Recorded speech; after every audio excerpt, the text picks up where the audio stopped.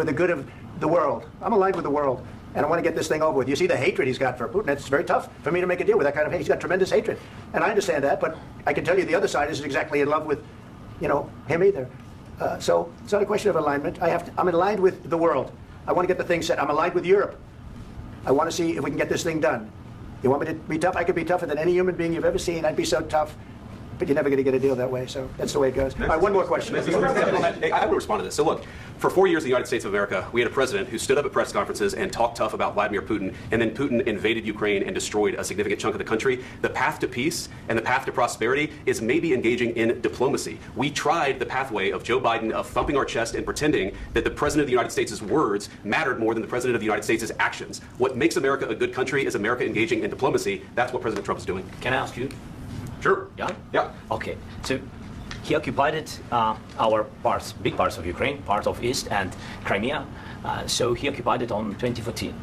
So during a lot of years, I'm not speaking about just Biden, but those time was Obama, then President Obama, then President Trump, then President Biden, now President Trump, and God bless, now President Trump will stop him. But during 2014, nobody stopped him. He just occupied and took.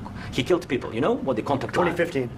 2014 and 2014. Yeah. So I was not here. Yeah, that's exactly right. Yes, but during 2014 till 2022, the situation the same. That people have been dying on the contact line. Nobody stopped him. You know that we had conversations with him, a lot of conversations, my bilateral conversation, and we signed with him. Me, like a new president in 2019, I signed with him the deal.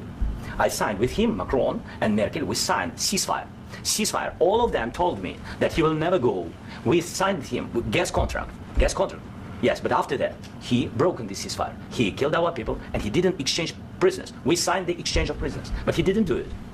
What kind of diplomacy, JD, you are speaking about? What do you mean? I'm talking about the kind of diplomacy that's going to end the destruction of your country. Yes, but if Mr. President, with respect, I think it's disrespectful for you to come to the Oval Office and try to litigate this in front of the American media. Right now, you guys are going around and forcing conscripts to the front lines because you have manpower problems. You should be thanking the president for trying to bring it into this conflict. Have you ever been to Ukraine that you say what problems we have? I have been to. Come once. I've actually watched and seen the stories, and I know what happens is you bring them on a propaganda tour, Mr. President. Do you disagree that you've had problems bringing people into your military? And do you think that it's respectful to come to the Oval Office of the United States of America and attack the administration that is trying to prevent the destruction of your country? A lot of questions. Let's start from the beginning. Sure. First of all, during the war, everybody has problems. Even you, but you have nice ocean and don't feel now, but you will feel it in the future. God bless. You don't know that. God bless. God bless. You will not have a war. Don't tell us what we're going to feel. We're trying to solve a problem. Don't tell us what we're going to feel. I'm not telling you. Because you're in no position to dictate that. That's exactly what you're doing. You're in no position to dictate what we're going to feel. We're going to feel very good. Feel influenced. We're going to feel very good and very strong. You will feel influence. You're right now not in a very good position. You've allowed yourself to be in a very bad position, and he happens to be right about it. From the very beginning of the war. You're not in a good position. You don't have the cards right now. With us, you start having cards. Right now, you don't have. You're playing cards. You're playing cards. You're gambling with the lives of millions of people. You're gambling with World War III. You're gambling with World War III. And what you're doing is very disrespectful to the country, this country. That's back to you. Far more than a lot of people said they should have. Have you said thank you once? This entire meeting? No, in this entire meeting you said thank you. You went to Pennsylvania and campaigned for the opposition in October. Offer some words of appreciation for the United States of America and the president who's trying to save your country. Please, you think that if you will speak very loudly about the war, He's not speaking loudly. He's not speaking loudly. Your country is in big trouble. Can I Wait a minute. No, you've done a lot of talking. Your country is in big trouble. I know. You're not winning. You're not winning this. You have a damn good chance of coming out okay because of us. Mr. President, we are staying in our country, staying strong from the very beginning of the war. We've been alone, and we are thankful. I said thanks in this cabinet. You haven't been alone. We gave you, through this stupid president, $350 billion.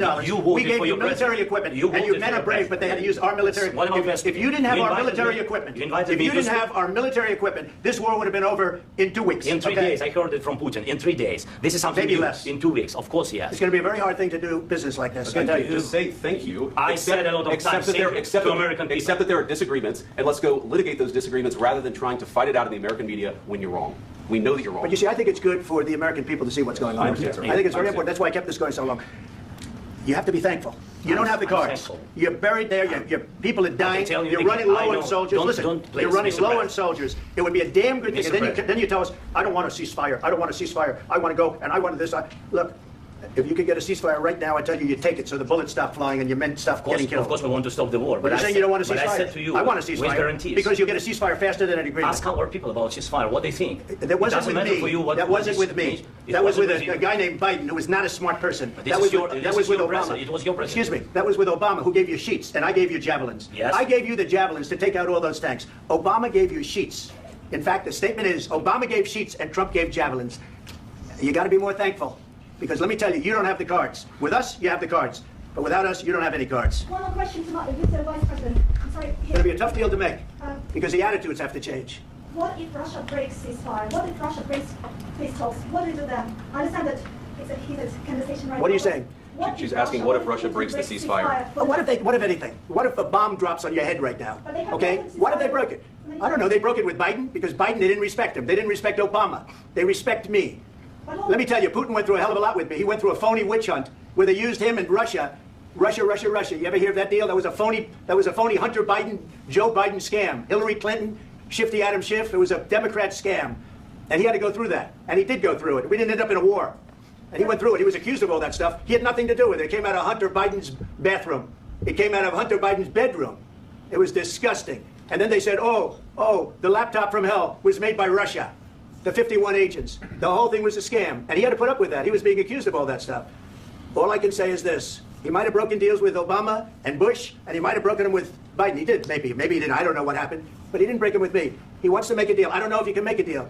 The problem is, I've empowered you to be a tough guy. And I don't think you'd be a tough guy without the United States. And your people are very brave. But you're either going to make a deal or we're out. And if we're out, you'll fight it out. I don't think it's going to be pretty, but you'll fight it out. But you don't have the cards. But once we sign that deal, you're in a much better position. But you're not acting at all thankful. And that's not a nice thing. I'll be honest, that's not a nice thing. All right, I think we've seen enough. What do you think? Huh? This is going to be great television, I will say that.